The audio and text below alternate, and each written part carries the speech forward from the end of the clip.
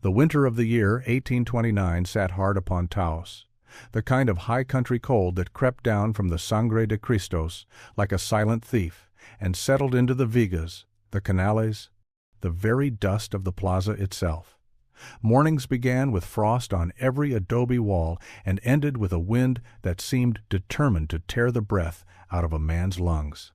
The traders who drifted in from the upland camps, Creoles from street, Louis, New Mexicans smelling of horses and mesquite, French engagés with beaver skins still frozen stiff, kept their coats tight and their tempers tighter.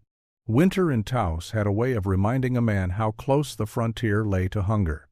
But it was in that cold square, beside the low hum of a dozen languages and the creak of rawhide packs, that Marisol Ortiz walked with the economy of someone who knew the land better than the men who claimed to own it. No one could quite decide what to make of her. She was too capable to be dismissed, too reserved to be understood, and too fearless to be ignored. Her mother had been Ute, her father Spanish-born, from an old land-grant family that had learned years ago that paper titles meant little against the roaming edges of Comanche country. From Beckworth's accounts to Schultz's scattered notes on mixed heritage traders, there were always such figures in the West: linguists, scouts, interpreters, and guides who moved between worlds because no single world had ever bothered to claim them outright. Marisol fit that tradition like flint fits steel. In the brazier-lit cantina just off the plaza, trappers made a sport of whispering about her. Some spat tobacco juice and muttered that she knew too many trails for a woman. Others, older and wiser in the ways the frontier punished arrogance, kept their voices low and their eyes respectful. But no matter which camp a man fell into, every last one of them had heard the story of the map, the one she carried rolled tight in a hide-wrapped cylinder, hung from her sash. A map passed down from her mother's mother, she said. A map drawn sometime during the late Spanish entradas, when soldiers and priests and muleteers wandered the San Juan country with crucifixes on their chests and silver dust in their teeth. A map whispered to hold the trail to one of the lost mines, the ones abandoned after raids in the 1700s, when the old Spanish outposts bled men faster than they could ship metal south. Most trappers laughed. "Campfire talk," they said. "Another soldado's fairy trail. Been hunting them ghost mines since Coronado, and the only thing Coronado ever found was disappointment." And yet the laughter always came too quick and too loud, as if each man feared the story more than he mocked it. The truth was that none of them had ever actually seen the map, except her. And now, standing near the well in Taos Plaza, a shawl around her shoulders and the faintest frost in her dark hair, Marisol unlatched the hide cylinder and eased the parchment free. The wind didn't dare touch it. It wasn't paper. It wasn't even common trail hide. It was thick, thicker than buffalo hide, polished until it held a faint sheen in the cold light. Old Spanish marks were burned into the edges, the kind used by expedition scribes who had run short on quills. The symbols across it were a mixture of three worlds: the straight, disciplined strokes of Spanish cartographers, the spiraling Ute markers that followed rivers like family lines, and jagged charcoal notations that looked hastily made, perhaps during flight. Ridges were etched in careful relief. Arroyos dipped into the hide like shallow wounds, and there, near the top margin, was a cluster of shapes that made no sense to the untrained eye, but pulsed with the faint weight of a secret kept alive by memory rather than ink. Marisol's fingers passed over it, as if reading a prayer. Someone cleared his throat beside her. She didn't startle. Of course she didn't. Elias Boone Hardesty stood there, hat rimed with frost, coat dusted white, looking as if he'd been carved out of the winter itself. Hardesty had ridden into Taos 2 nights earlier, half famished from a crossing over Raton Pass, and word had spread that he was headed toward the spring rendezvous on the green. Men respected him in the way they respect a river, broad-shouldered, quiet, and likely to drown you if you weren't careful. He studied the map with the slow, deliberate care of someone who took the world in one detail at a time. "I seen that mark before," he said, tapping the cluster near the upper ridge. Jed Smith made a scratch just like it in his journal. Year 31, somewhere near the San Juan watershed. He wrote there were old Spanish workings up that way. Some collapsed, some choked with ice. Marisol raised an eyebrow. Most men say this thing's a myth. Most men never read Smith's journals. He paused. Or if they did, they didn't understand 'em. There was no admiration in his voice, just recognition. Hardesty was not a man who believed in luck, only in what his own boots and eyes had verified on the ground. Before she could respond, a sudden tension rippled through the plaza. The sort of shift old traders sensed before newcomers noticed anything wrong. A mule brayed loud and panicked. A dog darted beneath a wagon. 3 men near the smithy stiffened as if bracing for wind, but it wasn't wind, it was riders. 4 of them dropping into the plaza from the northern road, horses steaming, rifles slung barrel down to hide the shine. Their coats were too clean for trappers, too broad for local herders. Their saddlebags bulged with the shape of shackles and chain lengths. Bounty hunters. Hardesty's hand drifted toward his belt knife. He had enemies from the Missouri to the Yellowstone, and more than one man had ridden south hoping to collect. But as the riders fanned, outward, their eyes fixed not on him. They were looking at her. The lead rider, a gaunt man with a scar running from chin to ear, reined in so sharply his horse skidded. He studied Marisol with a look that showed he'd spent months memorizing her description. "Marisol Ortiz," he said, loud enough for the plaza to hear. "In the name of the governor of Santa Fe, you'll come with us. Stand quiet now." The cold in the plaza deepened. Even the wind seemed to hold its breath. Marisol didn't move, didn't tremble, didn't yield. Hardesty stepped half a pace between her and the riders. The scarred man chuckled. "Easy there. We ain't here for you, Hardesty. We got no quarrel with any man." His eyes narrowed. Only with her.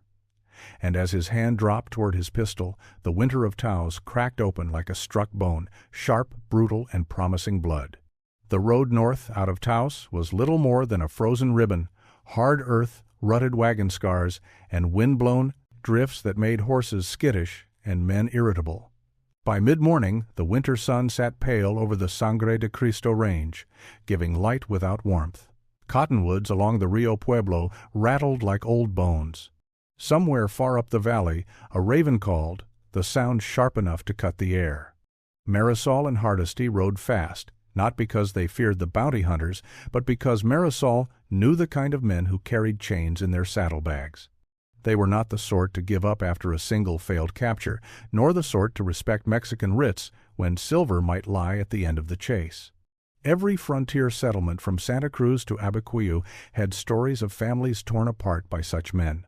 Old Spanish land disputes turned into violent vendettas carried out under the guise of legal enforcement. In the fur trade journals, especially Larpenteur's, such hunters were spoken of with contempt. They followed the scent of coin, not justice.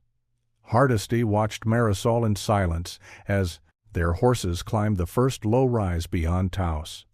Her jaw was set, her gaze fixed ahead, her gloved fingers tight on the reins. She looked less like a fugitive and more like someone cataloging the landscape for its advantages. "You know who sent them," Hardesty said finally. Marisol didn't look at him. "A family in Santa Fe, old Spanish blood. They claim the map was theirs, that my grandmother stole it when the mine was attacked. You believe that?" "I believe they want what lies under the mountain," she replied. "Whether silver or glory, it makes little difference." They crossed the open flats above the Rio Colorado basin, the land rolling away into ridges and cedar breaks. The wind sharpened. Clouds thickened over the mountains. Hardesty's horse snorted and shook its mane, sensing the change. By noon, they reached a narrow defile, one of those places where the land pinched travelers between stone walls like a funnel. Hardesty halted at the entrance, eyes scanning the cliff edges.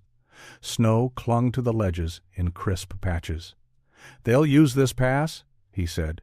"Durrett will, at least." Marisol exhaled slowly. "Then we won't be here when he does." But she didn't turn northward. Instead, she slid off her horse, walked to a shadowed rock shelf, and knelt beside a scatter of snow-dusted branches. She examined the ground the way an old ute tracker might palms flat, nose nearly to the earth. Her breath frosted the air. "Hoof marks," she murmured. 3 hours old. They passed through before the snow thickened. Hardesty joined her. He saw the faint depressions, shallow crescents of packed earth, snow rimmed around them. "So they're ahead of us," he muttered. "Not behind." Marisol nodded once. "They're circling. Durrett knows I'll avoid the main crossings." Hardesty's brows tightened. "I heard of him. French-Canadian. Hudson's Bay man before he turned contract tracker. He tracked my mother. Once," she said, rising to her feet. "She led him 30 miles up the Piedra and vanished into a ravine he didn't think a woman could climb. He won't forget that." A gust of wind whipped down the pass, scattering loose snow like breath from a ghost. Marisol remounted, eyes narrowed with thought. "We take the high ridge," she said. "They'll expect us in the lower valley. The ridge gives us ground they can't rush." Hardesty didn't question her judgment. He'd seen seasoned trappers freeze in indecision where she moved with quiet certainty. If her grandmother had truly survived a Spanish mine massacre, then mountain cunning ran in her blood as naturally as the winter wind ran through the passes. They climbed the ridge slowly, hooves crunching through crusted snow. By mid-afternoon they reached a horseshoe-shaped shelf overlooking the valley. From here, the world opened wide rivers like silver threads, cottonwood lines marking water, distant smoke from isolated homesteads. Beyond all of it rose the jagged teeth of the San Juans, blue with cold. Hardesty dismounted and crouched near the edge. He scanned the basin below. "There," he said. "Riders." Marisol followed his gaze. 4 figures moved across the valley floor, slow and deliberate. Not searching, waiting, herding. "They're funneling us," she murmured. Hardesty stroked his beard. "We could double back, slip around the rim." "No." Marisol shook her head. "They'll have men behind the second ridge. Durrett always closes his circles." Hardesty turned to her. "Then what do you suggest?" She swung off her horse, tied the reins, and walked toward a cluster of rocks half buried in snow.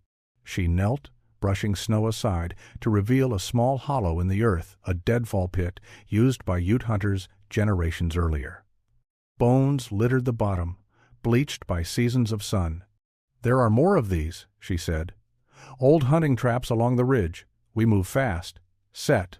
Decoys. Lead them between the pits." Hardesty couldn't help a faint, impressed grunt. "You plan to turn Durrett's circle inside out." She gave the smallest hint of a smile. "He thinks he's hunting me. But my grandmother taught me every ridge between here and the Piedra. I know where the land chooses which man lives and which one falls." They worked quickly, gathering brush, leaving false tracks, masking hoof prints with evergreen branches. The cold bit into their fingers, but neither slowed. By the time dusk crept over the basin, the ridge was a maze of misleading trails, deadfall traps, and choke points where an unwary rider might tumble 30 feet.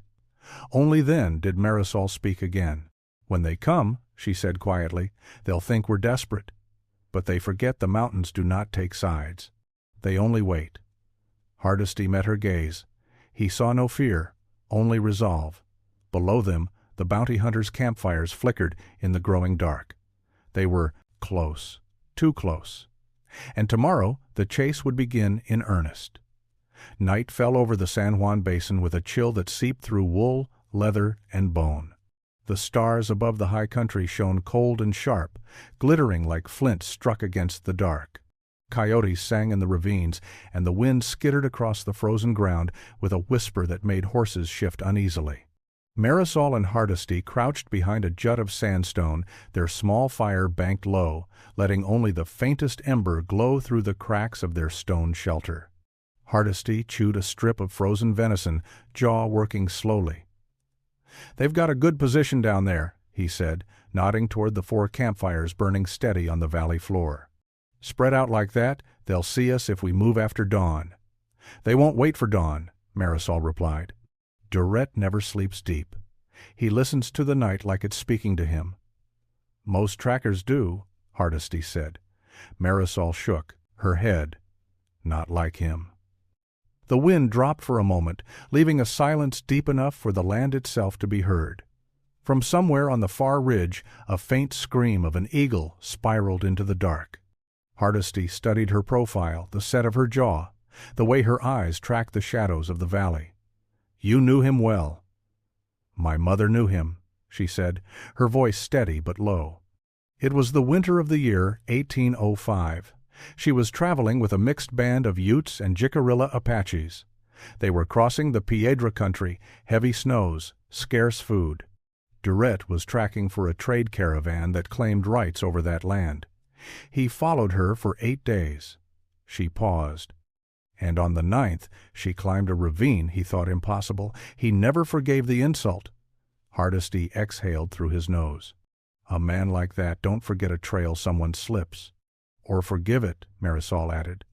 Below them, on the valley floor, one of the campfires dimmed as a figure passed before it. A silhouette tall, straight-backed, moving with silent purpose. Hardesty knew without being told. "Durrett," he muttered. The French-Canadian moved between the fires like a wolf checking its pack. Even at this distance, his presence was unmistakable calm, patient, cold. He carried no lantern, he didn't need one. The night belonged to men like him. Hardesty's hand drifted toward the stock of his rifle. "If we wait too long, they'll cut off every path." "They already have," Marisol said. "He's guiding them to push us north and east, toward the basin wall." Hardesty frowned. "That's a dead end." "For most," Marisol murmured. Her eyes met his, and for a heartbeat he saw something fierce in them, heritage, memory, and the unyielding certainty of someone who walked between the worlds of Spanish soldiers, Ute hunters, and frontier scouts. "We'll use the high ravine," she said. "My grandmother wrote about it in the map's margins. It's narrow, but climbable if you trust the holds." Hardesty let out a grunt that could have been either approval or exasperation. "And if we slip, the fall kills us," she said simply. "But the bounty hunters lose our trail." Hardesty sighed. "Ain't no comfort in that. It's not meant to be." They waited until the fires below had settled into the rhythm of a camp, adjusting to the deep night.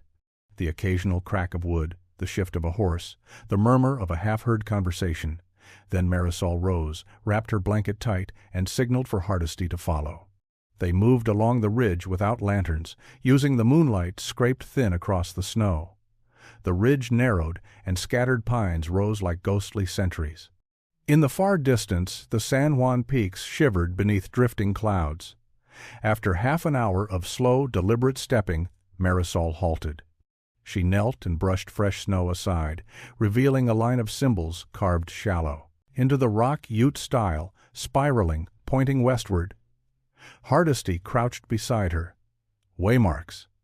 My grandmother wrote that the old Ute clans used them to mark climbing routes," she said. "Not for trade caravans, only for family lines."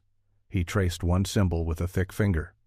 The cut was weathered, but still clear beneath the snow. "Durrett won't find these. Not unless he puts his face to the rock." "Exactly."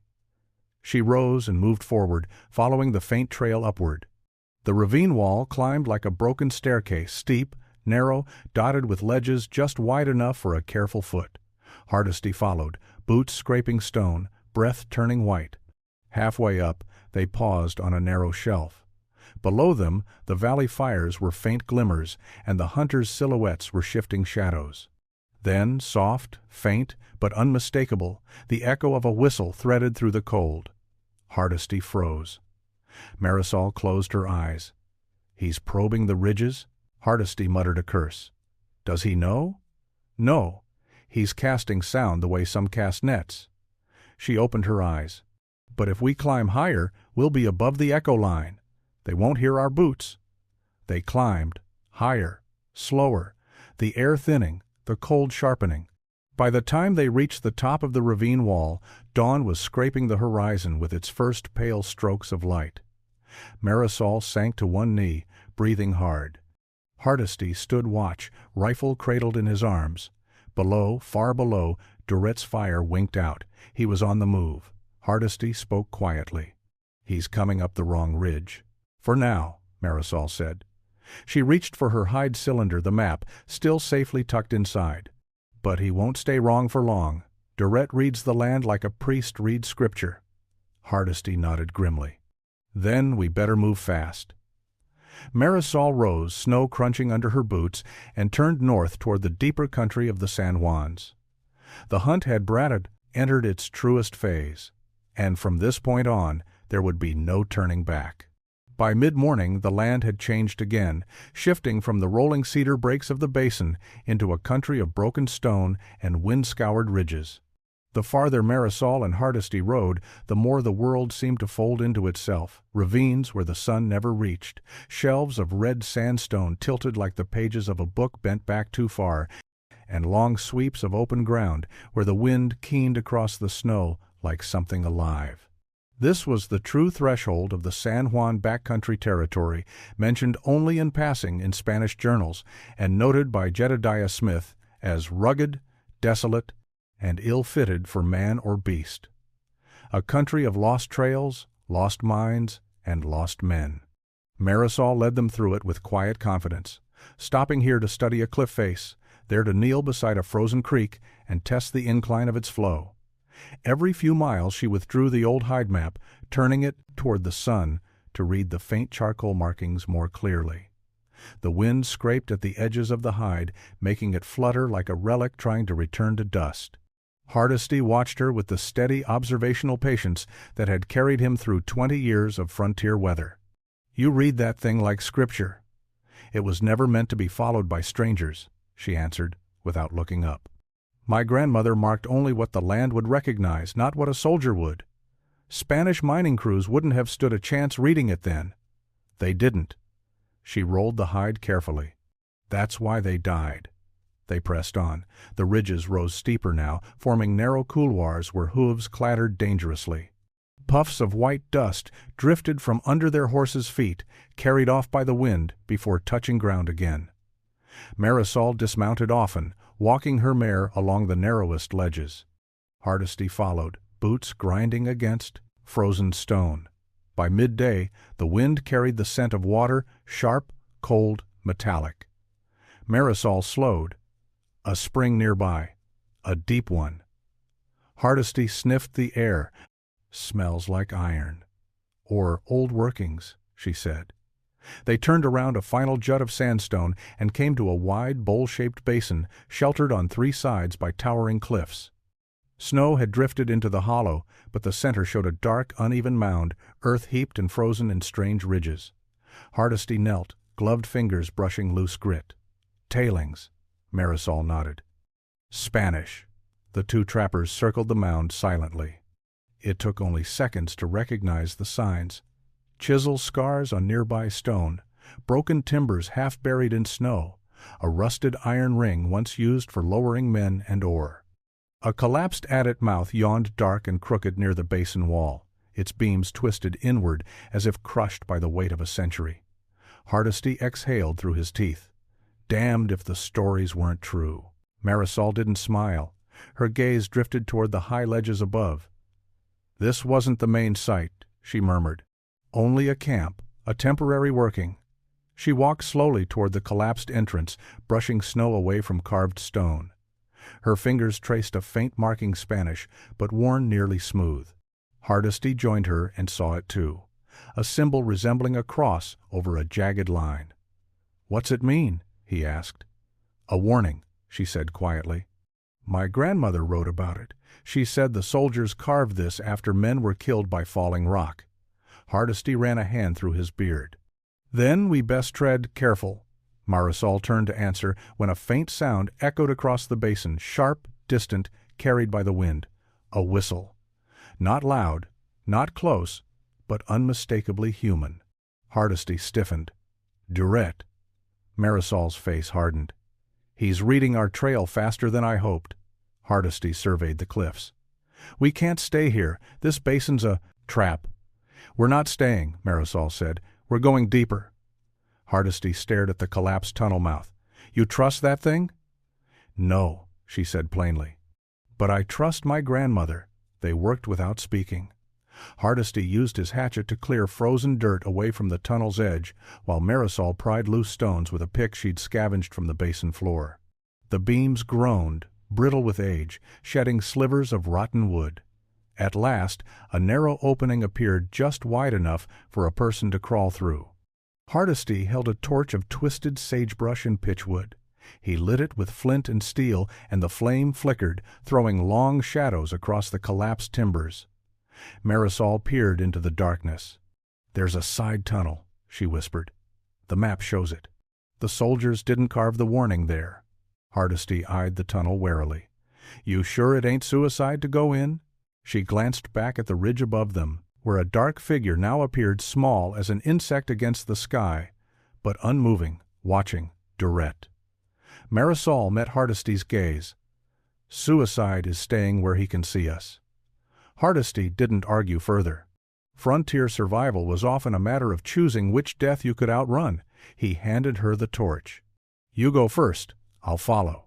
Marisol crouched, slid into the narrow opening, and disappeared into the mine's throat.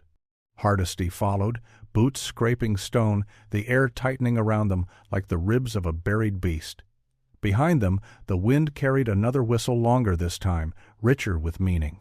He had found their trail, but the mountain, for the moment, had swallowed them whole, and Durette could only stand above and wonder where they had gone.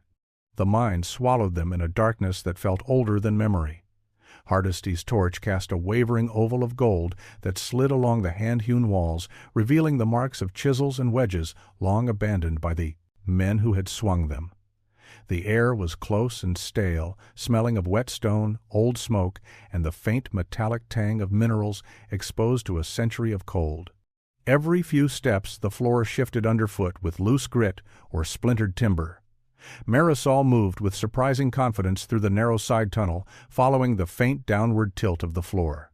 "The map said the soldiers cut 2 shafts," she whispered. "One collapsed, the other unfinished." "How unfinished?" Hardesty murmured. "Depends on how many died before they stopped digging," Hardesty grunted. "Comforting." They proceeded for another 20 yards until the tunnel widened abruptly into a larger chamber, probably an old staging area for ore sorting. Blackened beams arched overhead like ribs. Remnants of a crude work table lay scattered on the floor. A pickhead without its handle rested half buried in dust. But what made Marisol halt wasn't the chamber itself. It was the faint outline carved into a support beam near the left wall. A symbol spiraled, slanted, unmistakably Ute. Her breath caught. She was here. Hardesty raised the torch higher. "Your grandmother?" Marisol nodded. This was her mark. She carved it to show the safe direction. She traced the symbol with her fingertips, the gesture gentle, reverent. "The Spanish didn't know its meaning, but our people did." Hardesty rested a hand against the beam. "Then what's it say?" "It says there is another way out." Before he could answer, a sound drifted down from the collapsed entrance through which they had crawled, a low rumble, followed by the gritty slide of stone. Hardesty stiffened. "They're above us," he said. Marisol extinguished the torch with a quick press of damp earth, plunging them into blackness. "They'll try to widen the opening. And if they do," Hardesty muttered, "they'll send lead down first." Above them, faint silhouettes flickered, a cone of double, dim daylight pushing through cracks in the barrier. Voices followed, low, muffled, determined, Durette's. Hardesty leaned close. "We need to find that other way out." Marisol's hand found his wrist in the dark. "Follow my steps. Feel for the draft." They moved blind, guided only by the faint brush of moving air along the chamber's far wall. Hardesty's boots scraped stone. Marisol's steps were whisper-light. When they reached a narrow gap between 2 collapsed beams, Marisol squeezed through first, pulling Hardesty after her. A thin shaft of ice-blue light bled down through a fissure. The air was fresh enough to taste. "This is the vent shaft," Marisol whispered. "Spanish carved it for airflow, but Ute hunters used its mouth as a lookout point." Hardesty tested the stone. Loose, but climbable. The shaft rose at a steep angle, perhaps 40 feet, before cracking open to the world outside. He could smell pines, cold, sky. But another sound intruded, a scraping, louder now, coming fast. Hardesty cursed under his breath. "They're widening the entrance. And when they do," Marisol said. "They'll come in shooting." Hardesty ran a thumb along the stone, measuring handholds. "We climb now." "No," Marisol's voice sharpened. "If we climb, our silhouettes will show in the shaft. They'll shoot us out like birds." "Then what?" She stepped past him, knelt by a pile of loose grit near the shaft's base, and began gathering it into her blanket. "Old Spanish mines used dust traps," she said. "My grandmother wrote about them. When a shaft fills with disturbed dust, no man can see or breathe." Hardesty raised an eyebrow. "You're going to blind them." "And choke them," she added quietly. "Just enough to buy us time." They worked quickly, Marisol, tying her blanket into a bulging sack, Hardesty breaking rotten beams into splinters to stir the dust upward. The air thickened. Particles floated like ghostly motes. When the first board at the mine entrance shattered under a bounty hunter's boot, Marisol lifted the dust-filled blanket and nodded to Hardesty. "Ready." He moved to the shaft wall, lifted her with both hands, and braced her feet against a jut of rock. At the top of the vent shaft, a faint shimmer of daylight waited. Marisol hauled herself upward, foot by foot, handhold by handhold, until she reached a narrow ledge just below the surface. She turned, braced herself, and let the blanket fall. The dust plumed downward, filling the chamber with a choking blizzard of grit. Hardesty pulled his coat sleeve over his mouth and stumbled back as the air turned thick, dark, and suffocating. Above them, the bounty hunters erupted into coughing, swearing chaos. The trap worked. "Go," Marisol hissed. Hardesty climbed the shaft with the strength of a man who had been chased across half the West. His fingers dug into ice-rimmed stone, his breath tore from his lungs. Halfway, up, he heard the muffled shouts of men stumbling blindly inside the mine. Durette's voice rose above them, hoarse, furious. "Fan out! They're escaping!" Hardesty pushed harder. Marisol grabbed his wrist at the top and hauled him free of the shaft. They collapsed together on the snow-crusted ledge, a narrow shelf overlooking a deep, red-walled canyon. Below them stretched the Red Basin, a natural fortress of stone, ridges, and shadow. Wind hummed along its walls like a long, low warning. Hardesty rose first, pulling Marisol to her feet. "We can make a stand in there," he said. "A whole army couldn't storm that basin." Marisol fixed her eyes on the maze of stone below. "We won't be the ones trapped," she said quietly. "This time the canyon chooses who walks out." Behind them, the mine roared with shouts. The siege had begun. The Red Basin swallowed them in its silence. Once Marisol and Hardesty descended from the vent shaft ledge, the world became a maze of wind-carved stone and crimson walls that twisted like the insides of a giant's ribcage. Snow clung in sheltered pockets, untouched by sun. The wind that had howled on the ridges above now only whispered, trapped between the canyon's winding passages. They moved quickly, ducking beneath stone shelves and slipping along narrow corridors where only a single rider could pass.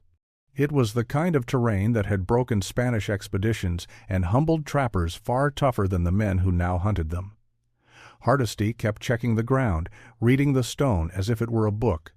Marisol did the same, though she relied as much on her grandmother's symbols as on sign.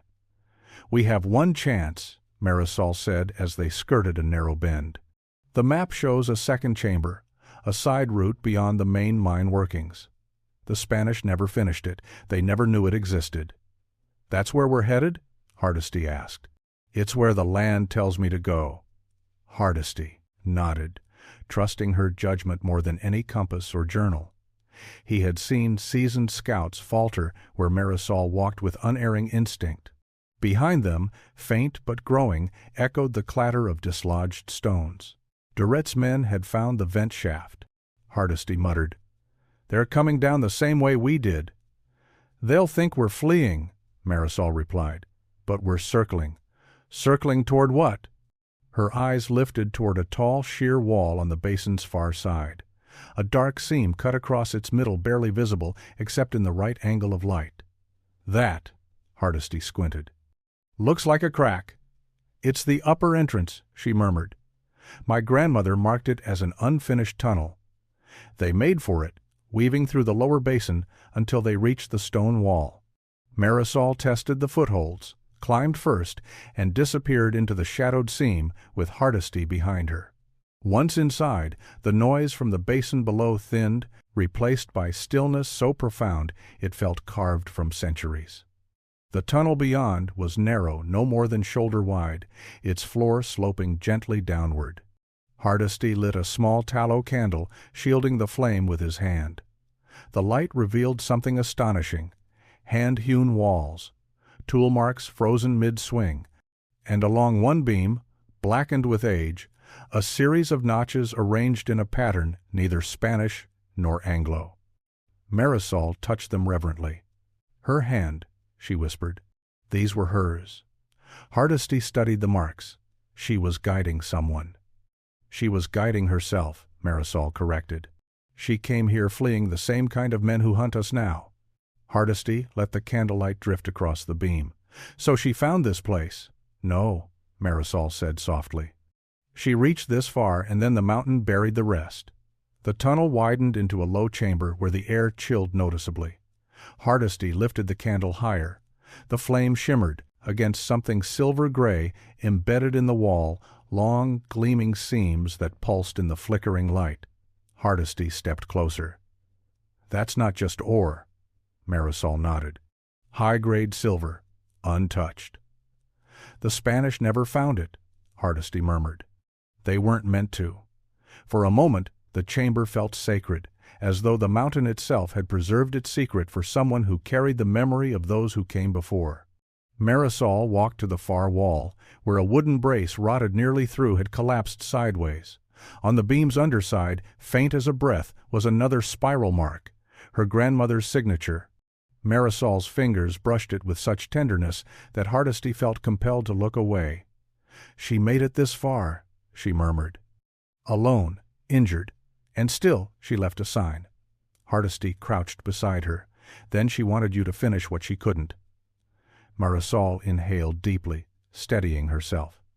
She wanted her story, remembered, not the silver. Hardesty was about to answer when a faint tremor rolled through the chamber. Then another. Then a deep groaning rumble that shook dust from the ceiling. Hardesty's head snapped toward the tunnel. "That ain't wind." "No." Marisol's eyes widened. "They're blasting the lower entrance." A third tremor struck louder, closer. A section of the ceiling cracked, scattering rocks across the chamber floor. Hardesty grabbed her arm. "We need to move. Now." They turned toward the tunnel just as another blast, closer this time, thundered through the mine. The floor buckled. A beam collapsed near the far wall with a deafening crack that sent splinters flying. Marisol shoved Hardesty aside just before a slab of stone crashed where he had been standing, the chamber filled with choking dust. Hardesty coughed hard. "They're bringing the whole damned mountain down." Marisol seized his hand through the haze. "There's another slot," my grandmother marked it. "Higher, toward the ridge." She pulled him through the swirling dust toward the chamber's right edge, feeling blindly along the stone for the faint airflow she remembered. Her fingers brushed a narrow opening just wide enough for a body to squeeze through. "This way!" The passage twisted sharply upward.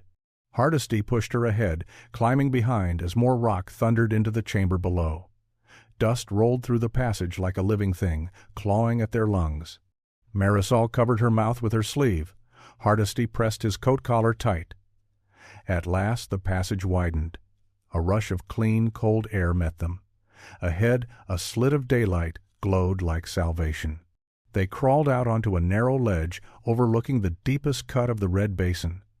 Below them, dust clouds billowed from the collapsed lower tunnels. Duret's men shouted somewhere far down the slope, voices swallowed by the canyon's roar. Hardesty sank onto the ledge, breathing hard. Marisol stood, hair whipped by the cold wind, eyes fixed on the basin below. "They wanted the mine," she said softly. "They wanted the silver." Hardesty followed her gaze.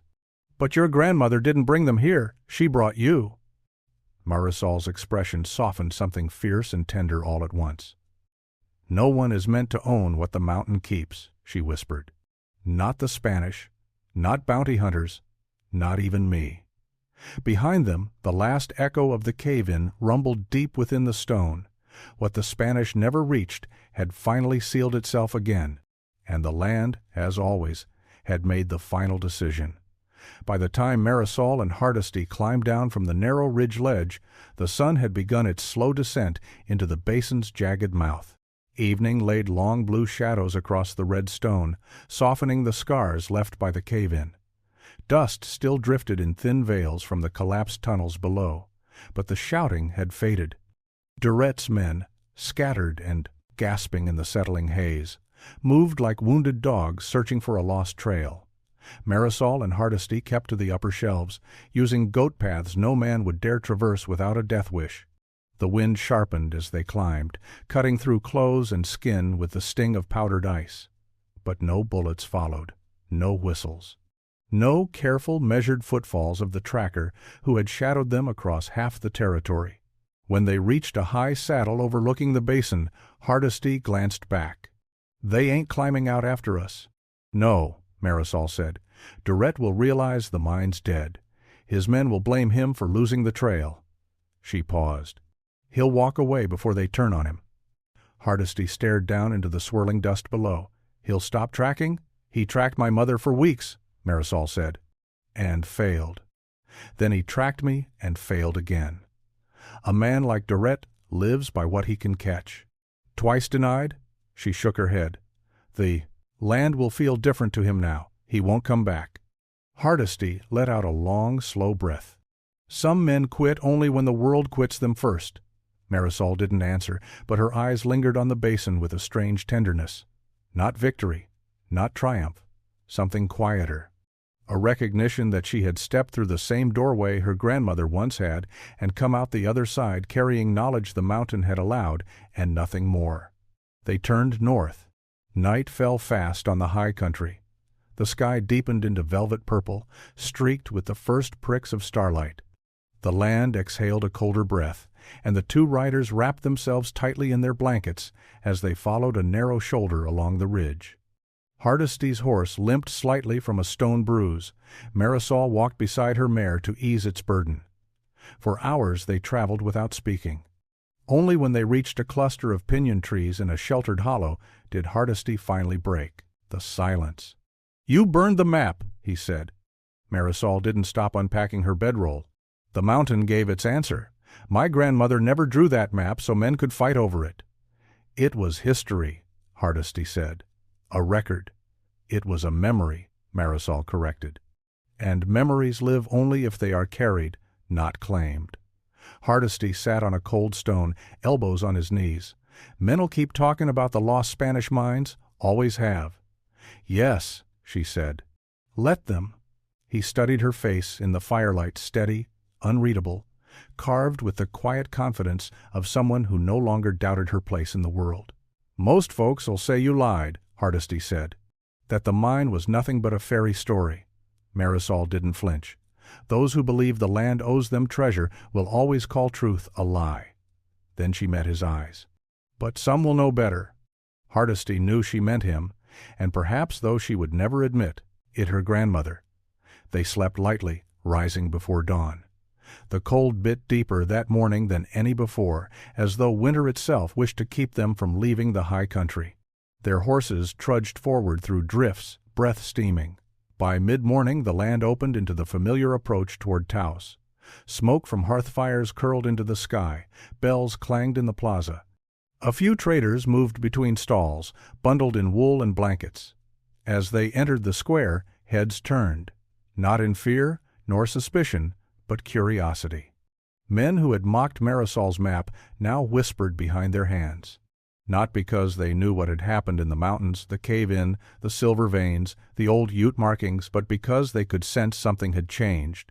Stories spread faster than wind in the frontier, and whatever tale was forming now would outlive both of them. Hardesty tethered his horse at the watering trough. "You'll stay in Taos a spell?" "No." Marisol mounted lightly again. "The land south still remembers my grandmother." "And so do I." Hardesty nodded, though he felt the weight of parting settle deeper than he expected. "You know," he said, squinting against the morning glare, "Men'll hunt for that mine again. Maybe not Jarrett, but others." "They can hunt," Marisol said. "The mountain will choose who finds what." A small smile touched her lips, a rare one. Hardesty chuckled under his breath. "You'll be a legend before snowmelt." "Legends are just stories that survived the truth," she replied. "And truth is quieter than men like." With a final nod, she turned her mare and rode southward, shawl catching in the wind like a dark banner. The people in the plaza watched her go, some frowning, some whispering, some with respect born of fear. Hardesty remained by the trough, watching the last silhouette of her horse fade into the bright winter haze. Later, months later, at the Green River Rendezvous, men would lean close and whisper about the woman who outran bounty hunters, outwitted a French tracker, and held a map older than most forts in the territory. They would swear she found the lost Spanish mines, then let them die. They would swear she rode alone by choice, not necessity. And Hardesty, who had walked the ridges beside her, seen the silver seams, escaped death a dozen times by her judgment, would only ever say the same quiet line: she was the only one the West couldn't catch. Because some people carved their truths into the land, and some, like Marisol Ortiz, carried them and then rode on.